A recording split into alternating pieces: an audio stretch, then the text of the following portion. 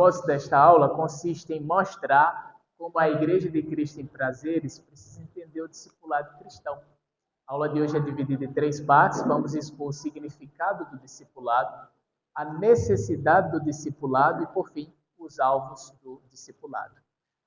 Essa é uma aula expositiva que você pode falar, você pode comentar e interagir sem nenhum problema, tá? Então fique à vontade também para participar. Primeira parte, vamos expor o significado do discipulado. Primeiro, eu gostaria de falar que o discipulado ele não se encontra em nenhum desses dois extremos.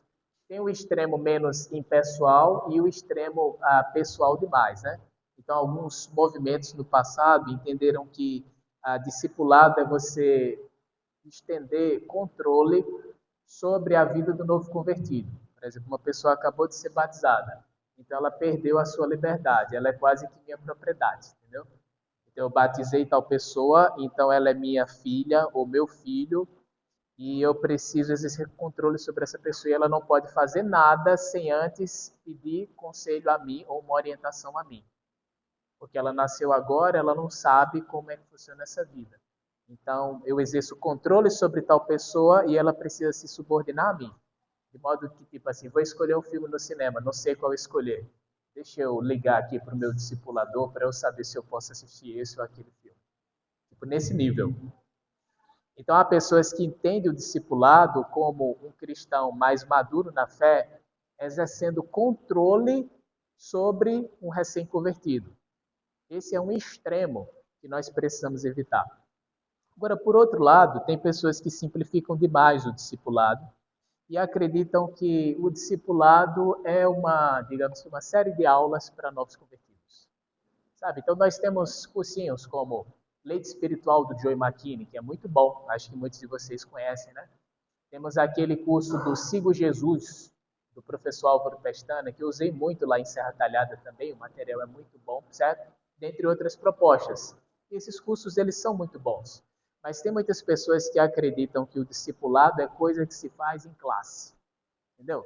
A gente junta um grupo de novos convertidos, pode ser no domingo ou em qualquer outro dia, e ensina aquelas séries de aulas, e aí quando você termina a cartilha, por exemplo, de 15 ou de 20 lições, aí nós dizemos, essa pessoa está discipulada. O problema desse tipo de abordagem é que ela é um pouco, digamos que, limitada à classe.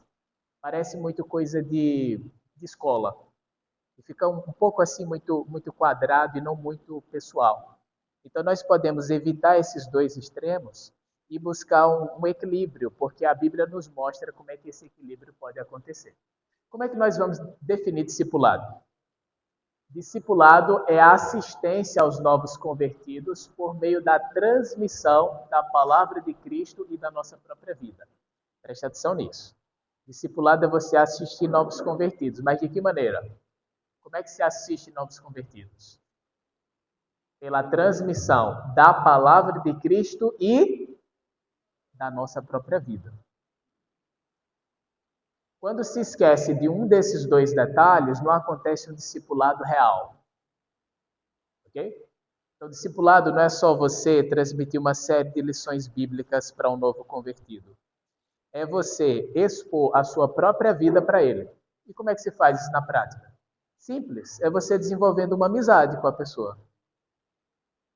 Discipulado é isso.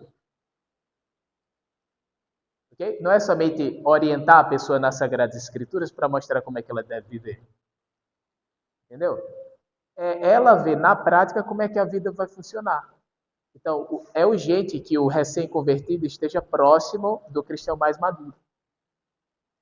Se essa proximidade acontece, o cristão recém-convertido vai aprender muito a partir do exemplo do cristão mais maduro. Ok? E de onde tiro essa própria ideia? Da Bíblia.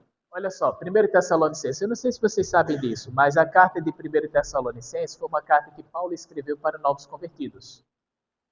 Os irmãos tessalonicenses, quando receberam essa carta, tinham cerca de 5 a 6 meses de cristãos. Porque então tinham saído da água agora. E Paulo escreve essa sua carta para recém-convertidos. E fala muitas coisas importantes. E o apóstolo Paulo fala como aconteceu esse processo de discipulado. que ele fez para com os Tessalonicenses. E ele diz assim: assim, com muito afeto, estávamos prontos a lhes oferecer não somente o Evangelho de Deus, mas até mesmo a própria vida, porque vocês se tornaram muito amados por nós. Isso é discipulado. Discipular alguém se trata de ofertar não somente o Evangelho de Deus, mas ofertar também a própria vida. Entende? Eu me lembro de uma irmã muito querida, né, que muitos de vocês conhecem, né, a Silvinha, né, de Jaboatão. Ela sofreu um AVC, né, e perdeu quase a totalidade, né, da consciência dela, voltou quase que como ser uma criança, né, eu não tenho notícias recentes dela, mas eu a conheci quando ela estava bem. E eu me lembro a primeira vez que ela me chamou para casa dela. Ó, vem aqui para minha casa. Quando eu cheguei lá, tinha acho que uns 8 ou 9 jovens. De casa pequena, viu? Aí, não, a gente está aqui vendo filme, eu estou fazendo uma pipoca aqui para todos esses jovens e vocês dormem aqui, depois vem para o culto e vai. E ela fazia isso frequentemente. E eu perguntei por que ela fazia isso. Ela dizia, porque quando eu era jovenzinha e me converti, fizeram isso comigo. E eu percebi a importância disso. Então, quando eu me converti, eu estava junto com jovens e tinha pessoas mais velhas que estavam ali sempre comigo e com outras. E a gente aprendeu muito observando o exemplo desses cristãos mais maduros. É por isso que eu abro as portas da minha casa para vocês. É sobre isso. Ok? Isso é discipulado.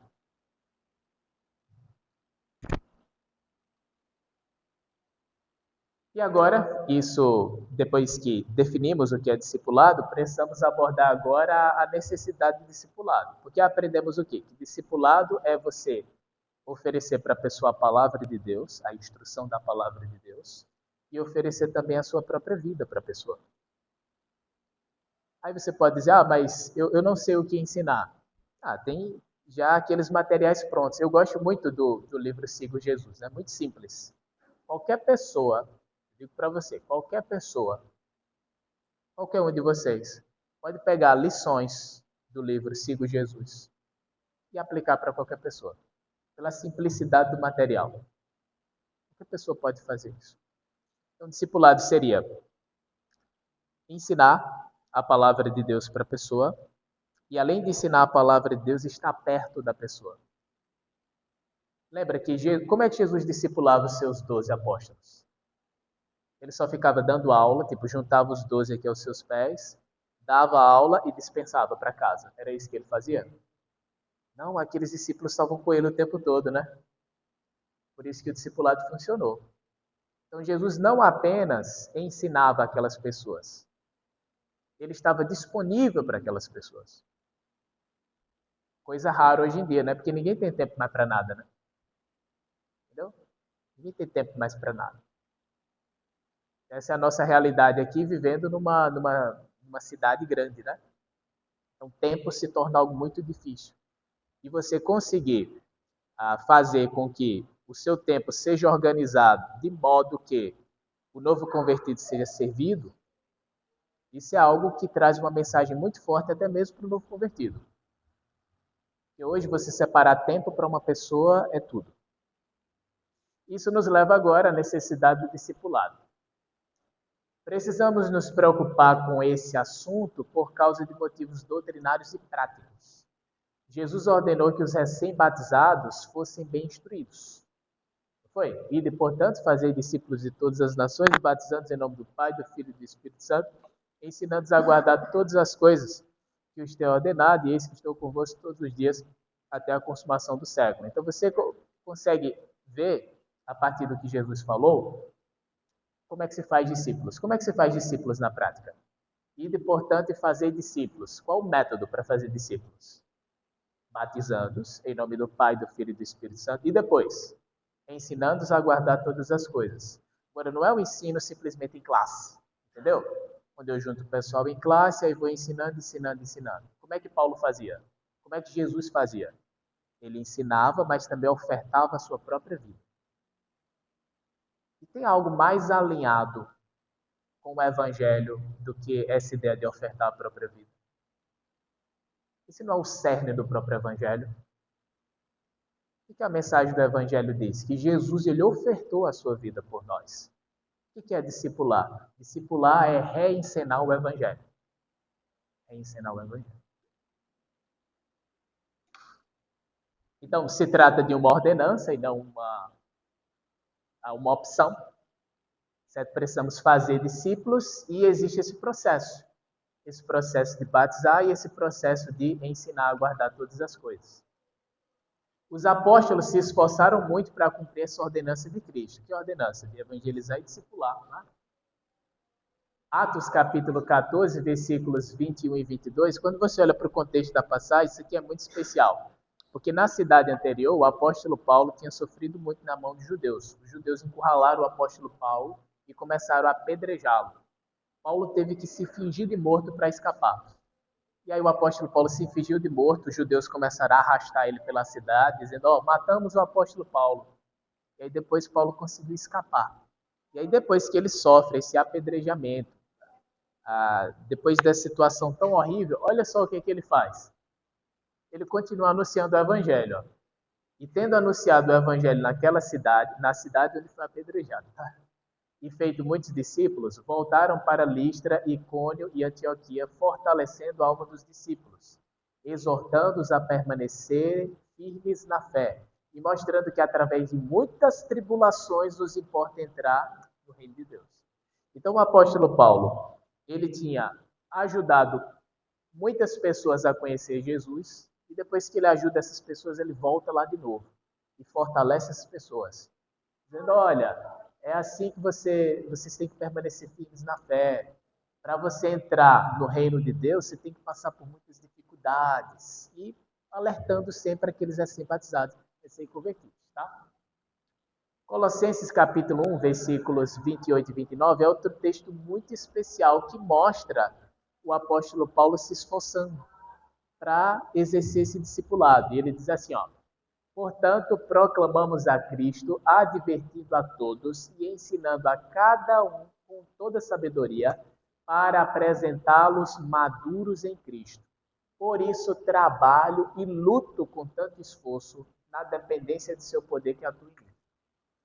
Então, Paulo diz, olha, eu estou me esforçando, lutando, trabalhando para quê? Para que vocês amadureçam em Cristo. Então, Paulo diz, eu faço tudo o que faço, tenho o ministério que tenho, para que vocês atinjam a maturidade em Cristo. Então, Paulo diz, eu estou me esforçando para isso. Então, nós queremos que a igreja cresça, nós queremos. Queremos que pessoas sejam batizadas? Queremos.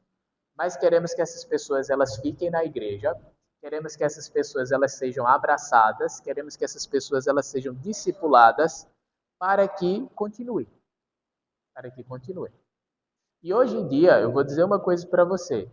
As pessoas estão se importando menos com doutrina e mais com acolhimento. Sabia disso? Eu não estou dizendo que doutrina não é importante e que a gente tem que parar de enfatizar. Não estou dizendo isso. A gente continua enfatizando a doutrina, claro.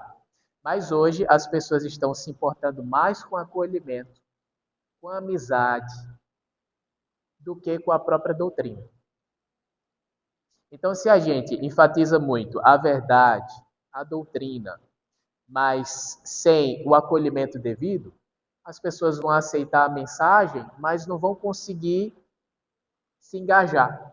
Não vão conseguir, digamos que, entrar naquela família. Deixa eu contar uma ilustração que eu gosto de contar.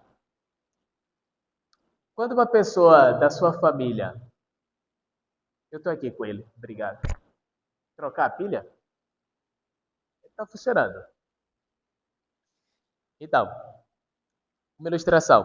Quando uma mulher da sua família fica grávida, a família toda fica muito animada, né? Olha só, ela está grávida, está perto de ter bebê. Aí o que é que a família faz? Não sei se a sua família fez isso. Aí manda fazer camisas. Titia ama, né? Titio ama. Que venha com saúde e a foto, aquela besteira toda, né? E vá, não, a gente tem que fazer chá de revelação, a gente tem que fazer chá. É tanto chá que eu nem sei o nome, entendeu? É chá de fralda, chá revelação, chá. Não sei, são muitos chás. Mas tem toda uma. Tem toda uma preparação, aquela coisa, e faz camisa e te ama. E aí o que, que acontece? Quando a criança nasce, todo mundo quer ver. Todo mundo quer ver. Até a mãe às vezes diz, olha, é o seguinte, a criança nasceu agora, eu estou proibindo visita, entendeu? Visita só daqui a 10 dias e a família fica irritada, né? Irritada. Ah, não, é porque saiu de um parto agora, foi difícil. A família diz, não quero saber. Não quero saber, é meu neto, é minha netinha, eu quero ver, né? Então existe toda uma euforia para ver a criança que acabou de nascer. Se ela nasce de nascer, tá todo mundo afobando a criança, todo mundo quer cheirar a criança, todo mundo quer estar perto da criança. Não é assim que acontece? A Bíblia compara o novo convertido ao recém-nascido. Então, recém-nascido chegou o novo convertido na igreja.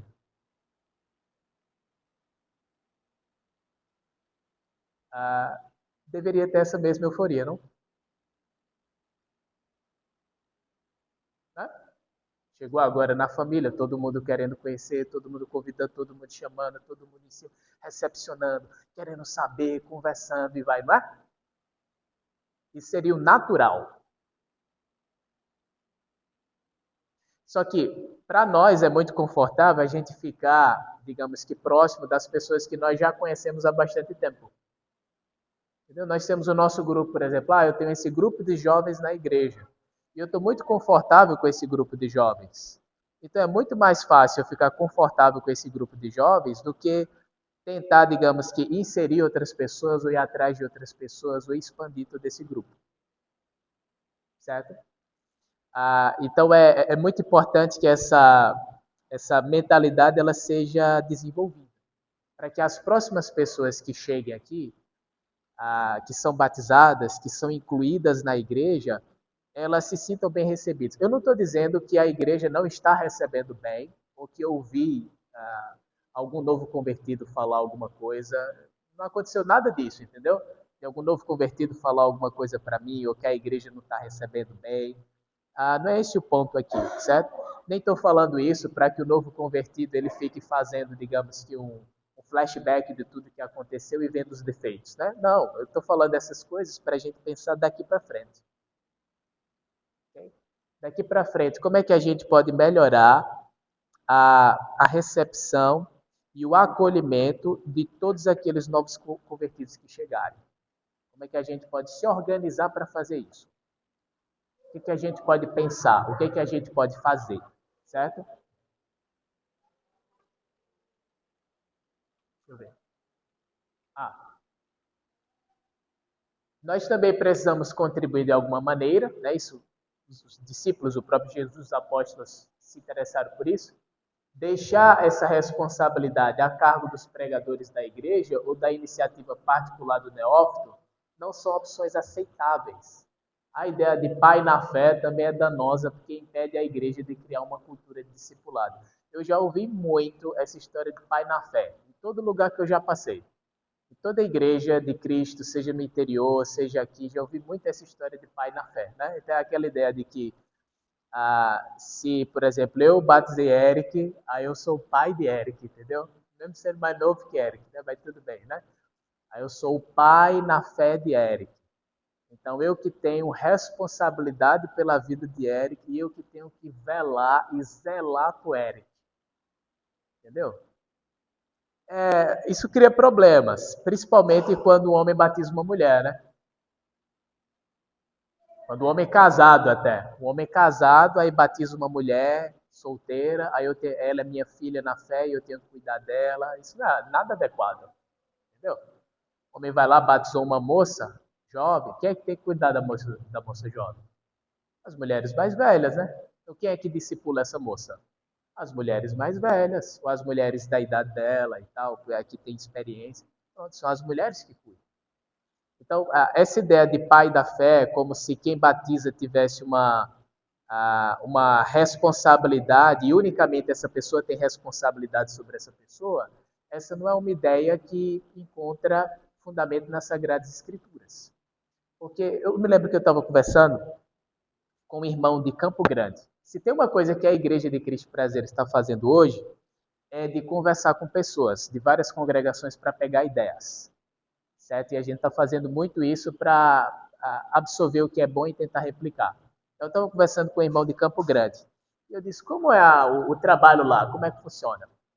Aí ele disse assim, olha, nós temos um evangelista lá, ele prega todo domingo, às vezes sim, às vezes não, mas ele faz a pregação no domingo, esse é o trabalho dele.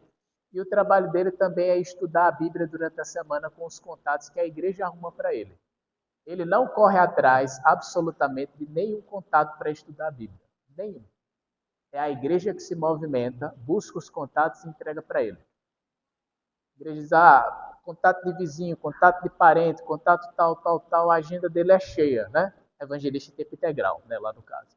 Então, ele tem um evangelista em tempo integral, a agenda cheia só de contatos que a própria igreja entrega para ele estudar, ele nem vai atrás disso. E aí o que acontece? As pessoas que são batizadas, eu perguntei, né? E quando as pessoas são batizadas, o que acontece? Aí ele disse o seguinte, bem, se um casal é batizado, nós já temos um grupo de casais já alerta na igreja, já para acolher, ensinar essa pessoa e desenvolver uma amizade com essa pessoa. Se é um jovem que é batizado, nós já temos um grupo de jovens que automaticamente já vai acolher. Ele é batizado num dia, já entra no grupo do WhatsApp no mesmo dia. No mesmo dia já fica sabendo de programações e tudo mais. Se é uma senhora que é batizada, as senhoras da igreja já abraçam. Ele falou, nós temos toda uma cultura de discipulado. Eu disse, isso é interessante. Então, essa cultura de discipulado é o que vai fazer a igreja crescer. A gente pensa que o que faz uma igreja crescer é uma ênfase forte em evangelismo, né? Mas, na verdade, é uma ênfase forte em discipulado que vai fazer a igreja crescer. É claro que as duas coisas são importantes, né? Mas quando uma igreja ela tem uma ênfase forte em evangelismo e pouco em discipulado, aí a gente vai batizar as pessoas e elas não duram.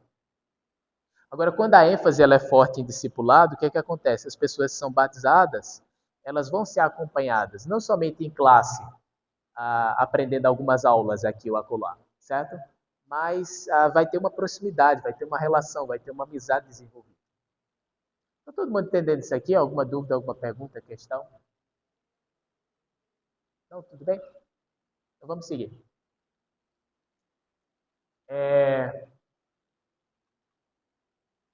Se não fizermos nada, veja aqui o quanto isso é sério. Se não fizermos nada, os novos cristãos vão abandonar a fé. Ponto. É isso que vai acontecer. A maioria dos neófitos, neófito é uma palavra para novo convertido, tá? Se perdem por falta de assistência no começo da vida cristã. E o pior é que, para justificar nossa falta de ação, vamos dizer que isso é normal, porque nem todos os corações são de terra boa. Parece que o diabo não engana somente quem sai da igreja, né? Parece que engana a própria igreja também. Eu já vi pessoas falando isso, e dizem, não, é normal a gente evangelizar, batizar e as pessoas irem embora, porque a parábola do semeador não é assim, né? Então são sementes lançadas em 4 lugares diferentes, aproveitamento de 25%, né? Então isso é normal. Veja, tudo bem, eu entendo a parábola do semeador. Agora, você usar a parábola do semeador para bater continência para a sua própria negligência não faz sentido, né? É melhor assumir a realidade crua, né? Precisamos melhorar nessa questão do discipulado. Como igreja, precisamos nos organizar. E podemos nos organizar e temos tudo para isso. Então, se a gente vai procurar se organizar para fazer um trabalho inteligente e discipulado, se a gente move pessoas e procura fazer isso, certo? As chances das pessoas serem batizadas e ficar na igreja é muito maior. Então é melhor assumir, digamos que o problema, assumir a realidade e enfrentar, do que dizer, é a parábola do semeador, é assim mesmo. Não, calma, não é assim mesmo não, né? Temos um problema e podemos nos esforçar para fazer mais. Okay? Decida prestar assistência ao neófito por causa de 2 questões, né, que o acompanham. A vulnerabilidade e o seu potencial de crescimento do novo convertido. São 2 coisas importantes para perceber. Por que o novo convertido deve ser bem assistido? Porque ele é mais vulnerável. Como assim ele é mais vulnerável? Quando o novo convertido ele aceita a mensagem do evangelho e entra na igreja, o que acontece? Ele tem muitas inseguranças e muitas tentações que ele não tem experiência necessária para lidar. Por exemplo, às vezes, eu já ouvi isso de alguns novos convertidos, né? Que são batizados, entra na igreja, aí pensa que todo mundo é santo. Entendeu? Todo mundo aqui é santo, todo mundo aqui faz a vontade de Deus de um modo perfeito e maravilhoso, e só eu estou errado. Aí ele é novo convertido, tem pecados que ele está querendo vencer, ele está na luta, e ele pensa que nós não temos luta nenhuma, entendeu? Que está todo mundo bem resolvido aqui, que está uma maravilha. E aí o novo convertido ele se sente um peixe fora d'água, entendeu? Então ele vai se sentir tentado com muito mais facilidade e ele vai pensar em desistir com muito mais facilidade se ele não for assistido, se ele não for acompanhado. E por isso que é muito importante assistir ele, não somente na palavra, mas também estando perto dele. Se você junta, por exemplo, um grupo de novos convertidos, junta 3, 4 e dá aula, é uma coisa. Quando você chama o novo convertido para estar com ele, fazer alguma atividade, seja lá qual for, o novo convertido, no meio da atividade, assim, sei lá, fazer uma caminhada. No meio da caminhada, ele diz, olha, deixa eu te contar uma coisa. E aí ele fala. E aí você pode ajudá-lo, entendeu? É muito importante que a gente pense nisso e que tente se organizar de alguma maneira. Primeiro, por causa da vulnerabilidade dele, certo? É igual um bebê. O bebê nasceu agora, ele precisa de assistência. Entendeu? Se o bebê nasce e a gente diz, ok, nasceu ótimo, maravilha, e deixa ele no cantinho, ele morre. O bebê não, ele vai precisar de assistência. Assistência para conseguir sobreviver. Aí talvez você pense na sua própria experiência e diz assim, mas eu não tive assistência nenhuma e estou aqui. Então, eu conheço até um irmão que disse assim que foi batizado, até na Boa Vista, né? Na Boa Vista ele foi batizado e aí se mudou por causa do trabalho. E foi para um lugar no interior estranho, não tinha igreja, não tinha nada. E aí ele disse que ficou lá nesse lugar durante 10 anos e depois voltou e Deus manteve a fé dele. Olha, esse é um caso muito, muito isolado. Na maioria das vezes, não é isso que acontece. Não é isso mesmo.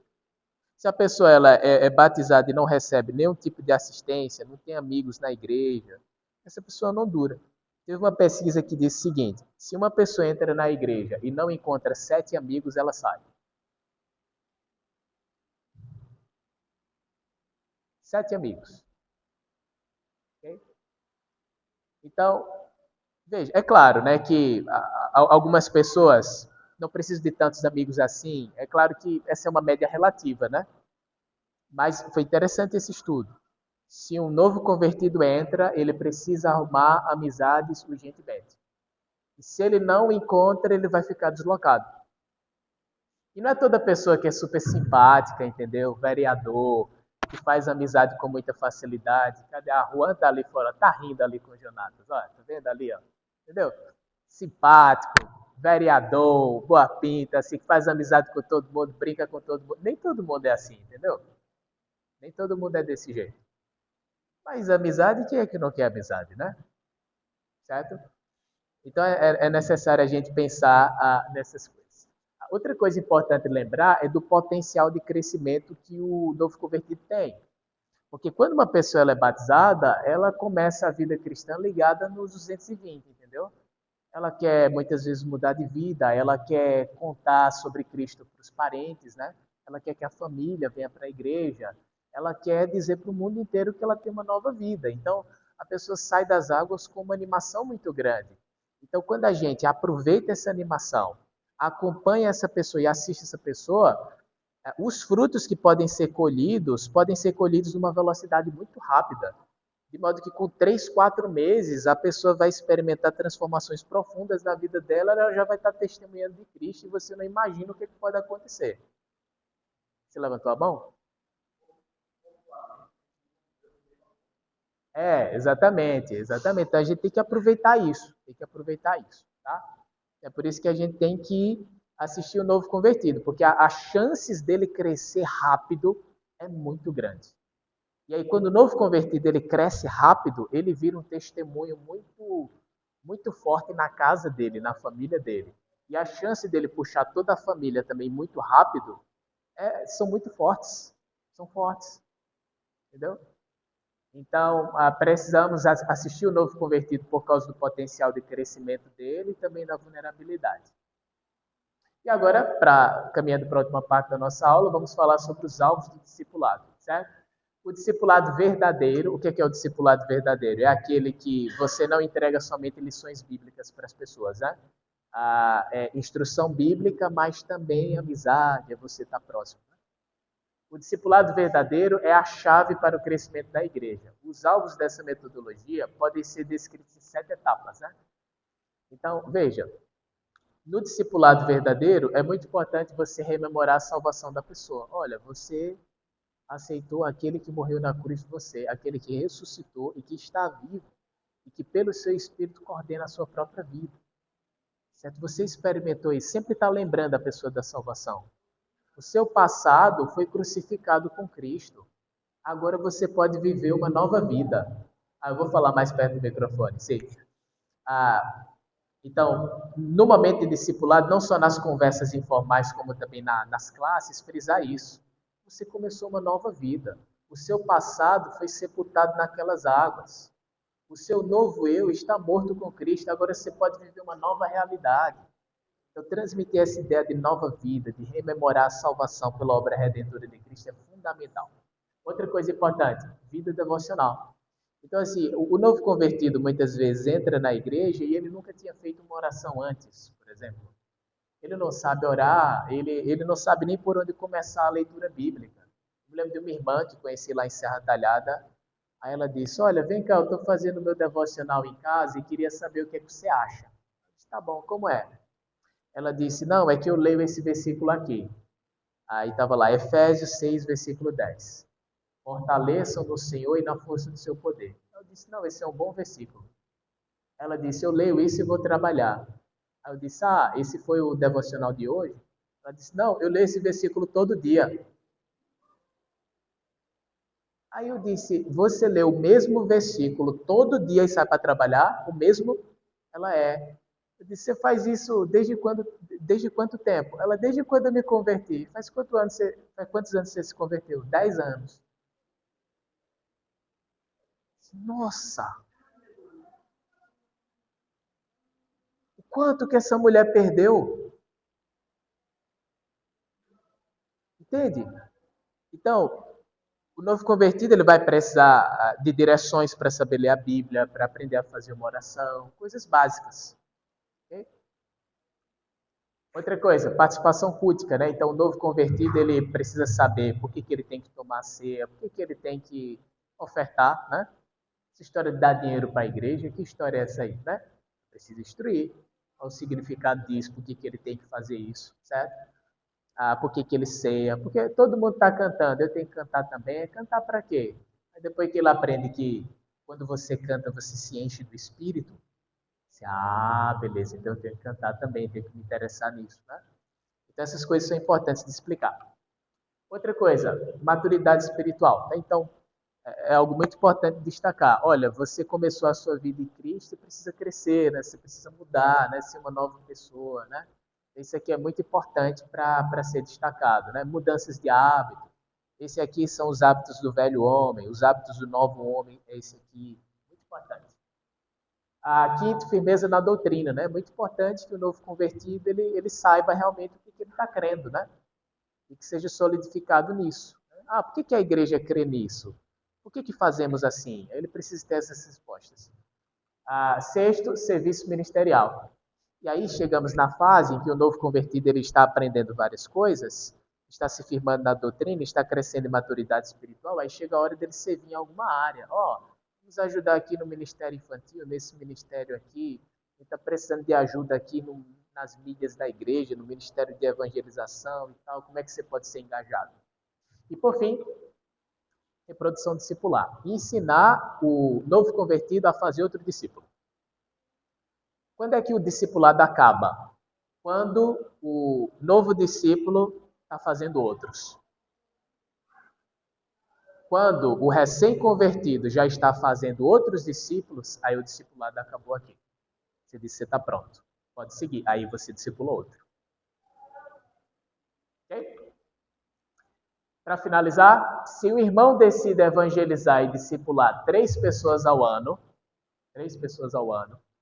e caso cada uma delas, ou seja, das discipuladas, consiga fazer o mesmo com mais 3 pessoas no ano seguinte, teremos uma avalanche de crescimento na igreja. Veja aqui esses dados.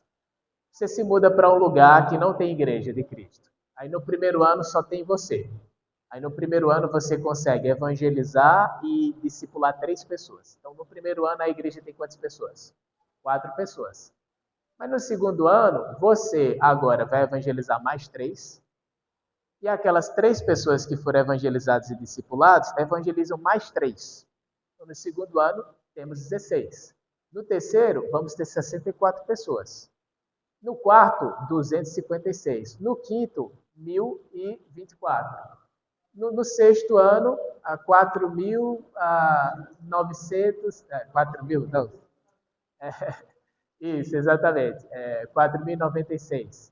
E assim sucessivamente. De modo que no 16º ano, teremos aqui mais de 4 bilhões. É claro que esses números são frios, né? Porque às vezes o irmão falece, às vezes o irmão sai da igreja por algum motivo, se muda. É claro que aqui são dados frios. Mas eles são interessantes para a gente pensar, certo? No poder de fazer a coisa direito. Então, se nós nos interessarmos por discipulado e nos organizarmos para fazer isso bem, as chances da igreja crescer, de fato, serão muito grandes, certo? E para finalizar, o último exemplo, né? É que conheço uma igreja, foi uma igreja em Belo Horizonte, que ela fazia assim. Quando uma pessoa entrava na igreja, acabou de entrar na igreja, ela tinha que passar pela mão de 7 famílias. Então, assim, acabou de entrar na igreja, ok. Aí eu convidava o novo convertido, olha, você vai almoçar na minha casa tal dia, aí dava a primeira lição do discipulado. Ele almoçava na minha casa e aí eu dava a lição 1 do discipulado. Na segunda semana, ele já não ia para minha casa, ele tinha um convite já para ir para a casa de Alessandro. Aí Alessandro disse, almoça na minha casa e aqui eu ensino a lição 2 do discipulado. Na terceira semana, ele já almoça na casa de Bena.